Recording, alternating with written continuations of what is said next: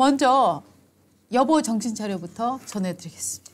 여보 정신 차려. 예, 어저께 MBC 뉴스데스크가 단독을 했습니다.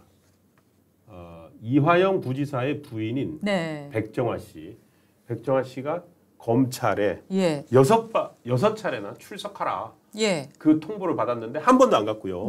그리고 출석하라는 통보 사유가 뭐냐면은 계좌에서 거액의 자금이 오간 흔적이 나왔다. 지금 사실 이화영 부지사가 결국에는 쌍방울로부터 불법적으로 맞습니다. 돈을 받은 거 그것 때문에 조사를 받고 있지 않습니까? 그럼 당연히 가족 계좌들 다 뒤질 거거든요. 가족 계좌를 뒤졌는데 부인한테서 정체불명의 수억 원의 거액들이 몇 차례 나온 거예요. 맞습니다. 그래서 그냥 가도 될 건데 왜 안 가나 이렇게 찾아봤더니 이분이 피의자였어요. 피의자 신분으로 검찰이 소환을 하니까 안 가고 버틴 거예요. 저것도 강심장인 거예요. 피의자가 안 가고 그러니까 부부가 지금 둘 다 피의자예요. 부부가 둘 다 피의자면서 이제야 모든 그림이 그려집니다. 자기가 피의자니까 남편 구해주는 척하면서 사실은 자기도 살아야 되겠다라고 하고 있었던 거였어요. 남편이 이를테면은 쌍방울로부터 혹은 또 제3자로부터 돈을 받아서 내가 이렇게 썼다라고 인정을 하게 되면은 경제 공동체인 부인도 그 혐의를 벗을 수가 없잖아요. 그렇습니다. 그러니까 이제 백정화 씨 입장에서는 남편이 멘탈이 흔들리는 순간 나도 그러니까요. 지금 이미 피의자인데 경제 공동체가 여기서 또 나오더라고요. 그래서 전 정말로 아침에 어제 뉴스데스크 잠깐 보면서 그냥 참고인인데 왜 안 가지 해서 뉴스를 다시 봤더니 피의자 검찰은 참고인 신분이던 백 씨를 지난 6월 피의자로 정식 입건하고 모두 6차례 출석해달라고 통보했습니다. 그러니까 이분이 드러난 게 6월부터거든요. 그러니까 본인 신분이 피의자로 전환이 되면서 스탠스가 바뀐 것 같아요. 그러니까 참 이게 뭐라고 할까요? 이게 일종의 이제 여론 조작이라고 해야 되나요? 이게 참 무섭다는 생각이 드는 게 이게 민주당에다가 탄원서를 내고 할 때는 그냥 수감자의 부인, 네, 신분, 정말 그렇게 생각했죠. 생각을 했었잖아요. 그러니까 이제 검찰이 피의 사실 공표를 하지 않게 돼 있고 검찰이 조용히 입을 다물고 있으니까 계속 그냥 저 남편을 걱정하는 순진무구한 부인처럼 이런 일종의 피의자가 아닌 부인 코스프레. 부인은 맞습니다. 부인은 맞죠. 하지만 순수한 부인, 뭐 피의자가 아닌 부인. 뭐라고 해야 될까요? 그런 코스프레였는데 실제로는 피의자 신분. 공범으로서 일종의 두 사람이 부인과 남편이 부부가 이걸 뭐라고 합니까? 죄수의 딜레마라고 합니까? 둘이서 입을 맞춰서 제대로 해야지만 이 최소한의 그 형을 받거나 벌을 받을 수 있는데 죄수 딜레마가 그거잖아요. 둘이 말이 다르고 서로 각자가 살려고 하다 보면 둘 다 최고로 받게 되는 거잖아요. 그리고 각자를 못 믿을 때. 지금 이화영, 백정화, 백씨 부부가 둘이서 부부가 죄수의 딜레마에 함께 빠져 있는 것 같아요. 그러게 말입니다. 이 이제 백정화 씨 경우에는 그 경기도의 대북 사업 문건이 빠져서 민주당으로 간 적이 있었거든요. 그래서 도대체 누가 왜 이 민주당이 도대체 왜 경기도 대북 사업건을 이 서류를 그 안쪽에 있는 서류를 열심히 꺼내서 민주당으로 가져갔나라는 그 부분도 또 수사의 과정 중에 하나였는데 이 과정에도 관여를 한 것으로 지금 검찰은 보고 있다고 합니다. 그렇습니다. 그런데 이제 백정화 씨의 경우에는 저는 뭐가 캥겨서 나가지 않는 게 아니에요. 일단 내가 무릎 수술을 했어요. 보행이 매우 불편하고요. 돈? 그거 문제 없어요. 그거 보험금 뭐 이런 것들이 들어온 돈이기 때문에 이게 적금하고 보험금 이런 돈 들어온 거거든요. 저는 그 돈 전혀 문제 없는 돈이에요. 라고 얘기를 하고 있습니다만 이제 검찰 수사가 보험금이나 적금이 들어온 것을 모르고 헷갈려갖고 제3자로부터 받았다. 자금의 흐름이 미심쩍다. 이 정도 수사를 했으면 검찰이 옷을 벗어야 됩니다. 그렇죠. 그 정도가 아닌 거죠. 그러니까 지금 이 돈과 검찰이 문제 삼고 있는 돈은 전혀 다른 돈일 가능성이 크고요. 그래서 이게 사실은 저희가 봤을 때는 이걸 소위 뭐랄까 빼박이고 뭔가 정황이 확실하게 나온 거고 검찰이 함부로 부부를 중에 한 명을 이미 수감돼 있는 상태에서 다른 한 명을 피의자로 함부로 하지 않거든요. 근데 방금 말씀하셨던 그 경기도에서 대북사업 공문 빼려고 했다는 혐의 거기다가 돈들 있으면서 이렇게 빼박이 되니까 이게 제가 지금 아침에 사실은 네.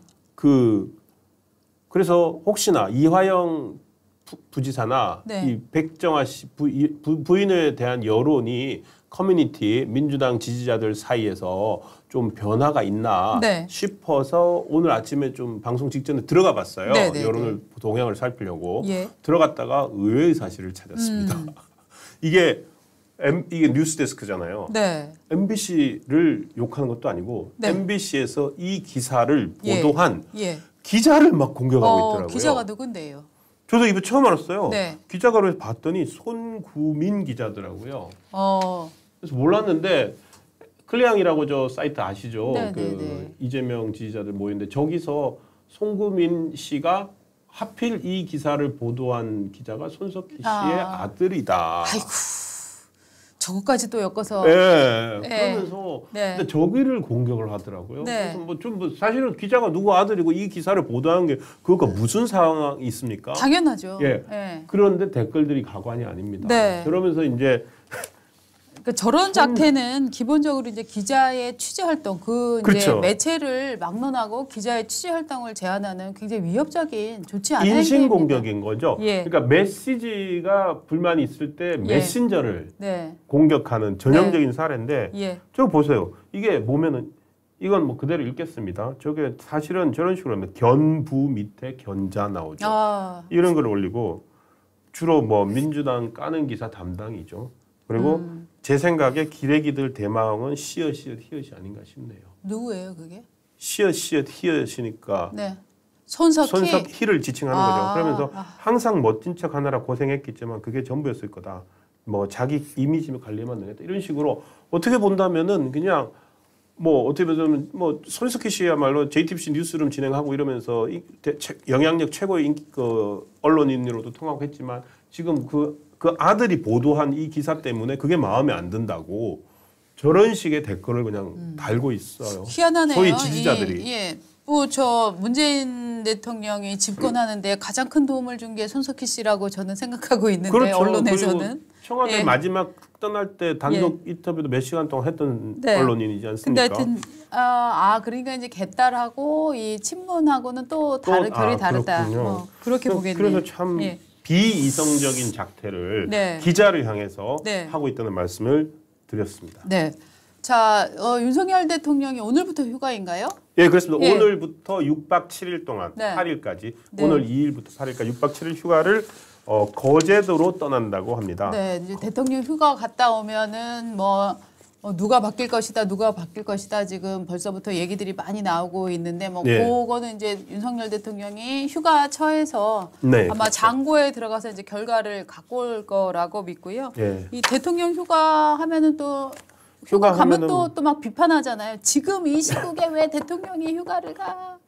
안 그럴까? 어째 그냥 가만히 있을까 싶었는데 문재인 정부 마지막 청와대 대변인 월광 소나타의 주인공 박경미 대변인이 어제 페이스북에 이걸 비판하는 글을 올렸습니다. 뭐라고 올렸습니까? 뭐라고 올렸냐면은 무려 6박 7일 윤석열 대통령이 무려 6박 7일의 휴가를 떠난다고 합니다. 오송 지하차도에서 참사가 발생했는데 유족들을 위로하기는커녕 자갈치 시장 가서 뭐 붕장어 잡은 거 생각하면은 그러면서 놀랄 일도 아닙니다. 그러면서 뭐라고 하냐면은 우리 문재인 대통령은 2019년에 일본의 수출 규제 문제로 휴가를 취소했고 2021년에는 코로나 때문에 확진자가 급증해서 또 여름 휴가를 반납했습니다. 그랬습니까? 네. 그러면서 이제 윤석열 대통령은 이렇게 나라가 힘든데 왜 휴가를 갑니까? 이런 식으로 비판하는 글을 올렸어요. 그래서 대박이 났습니다. 이분 페이스북 그 전에 올린 글들 보니까요. 보니까 대변인 물러나고도 지난 오랫동안 페이스북이나 이런 소셜 미디어 활동을 계속 해왔어요.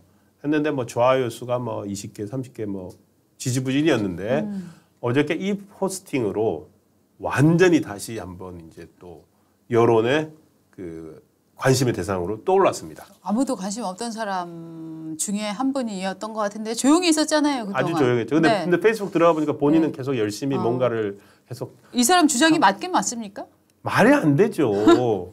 이게 지금 예. 딱 자기 선택적으로 네. 필요한 것들만 가지고 사는데요. 예. 사실은 대통령의 휴가를 누구보다 강조했던 사람이 문재인 대통령입니다. 예. 그러니까 문재인 대통령은 2017년에 되자마자 뭐 나는 연차 휴가 다 씁니다라고 하면서 이제 노동자들 근로자들도 휴가 갈 권리를 보장해야 됩니다. 대통령인 저도 휴가 갑니다. 네. 이렇게 했었거든요. 아, 그렇죠. 그렇게 하면서 2017년 휴가를 갔었어요.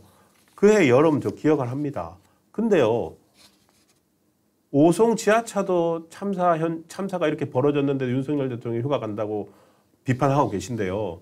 2017년에 문 대통령 휴가 갈 때는 북한이 미사일을 쏘고 있었어요.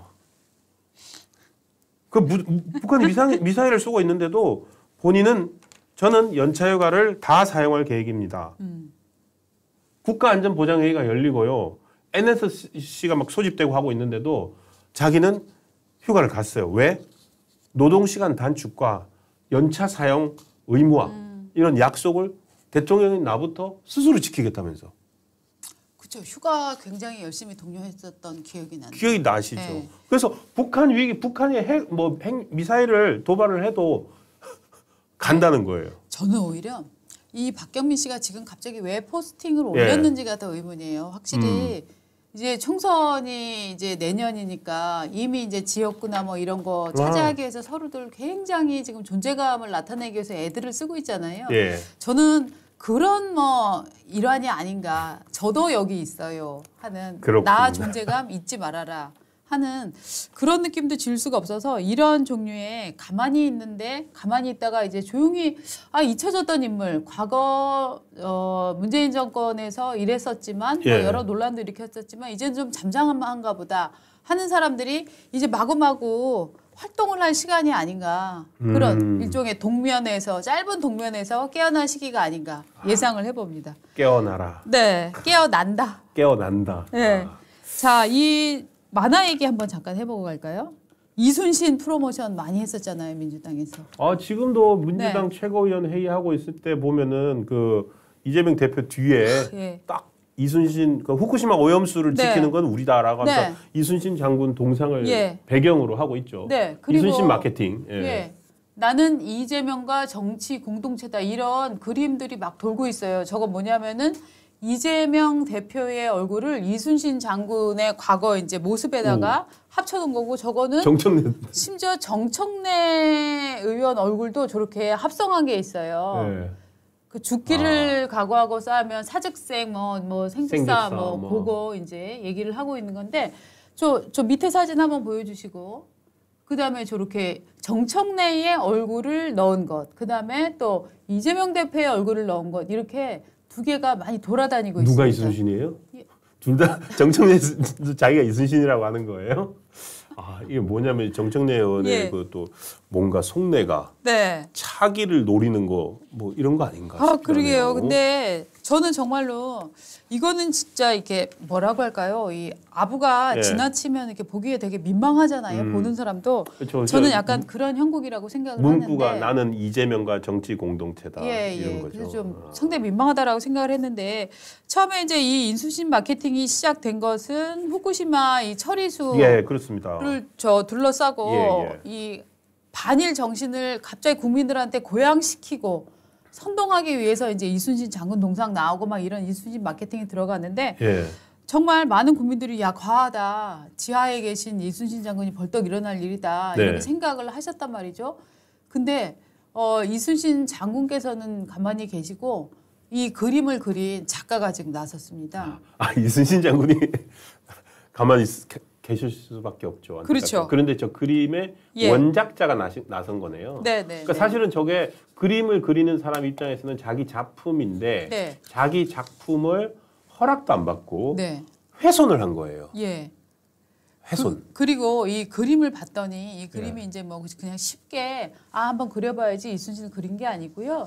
그 이순신 장군 관련해서 이진성 만화가. 이진성 만화가가 정말 오랜 시간 우리나라의 그래픽 노블이라고 하는 건 이제 소설적인 스토리를 가진 만화를 말하는데 이 분야에서 이 이순신 장군에 관한 그래픽 노블에서는 최고 수준작이다 이렇게 꼽히고 있는 작품이더라고요. 아, 그렇군요. 그래서 이 작가가 정말 철학을 가지고 철학을 가지고 오랫동안 작업해온 결과물인데 이거를 그냥 완전히 갑자기 한 정파, 특히 또 민주당 전체를 대변한다고 할 수도 없고 한 정파한테 이렇게 이용당해버린 거예요. 하니까 이제 작가가 이제 진짜 분노해갖고 이 싸움에 나선 거죠. 근데 이 작가도 알고 있대요.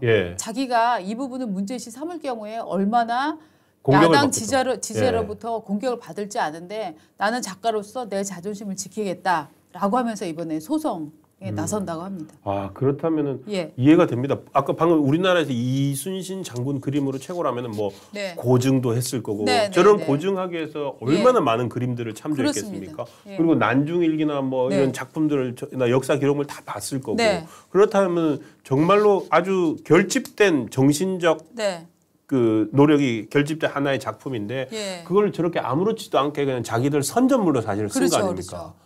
아, 제가 작가라도 저거는 되게 참을 수 있을 것 같은데요. 그래서 저는 사실은 이 작가가 나이가 그렇게 많지도 않은 작가인데 이 작가가 참 어려운 일을 시작했다 반대로 그런 생각을 해요. 왜냐하면 앞으로 얼마나 많은 개딸들이 몰려가고 얼마나 많은 이제 민주당 지지자들이 이 작가를 못 살게 굴고 이 작가의 다른 작품에 또 악플을 달고 하겠습니까? 이런 분은 저희가 지켜드려야 되지 않을까요? 글쎄, 만약에 이분은 앞으로 어떤 공격을 받는지 인신공 아까 메신저를 공개한 거 봤잖아요. 맞습니다. 내용 안 되면은 그 올린 사람을 공격하는데 이 사람들 특기가 사람 공격이에요.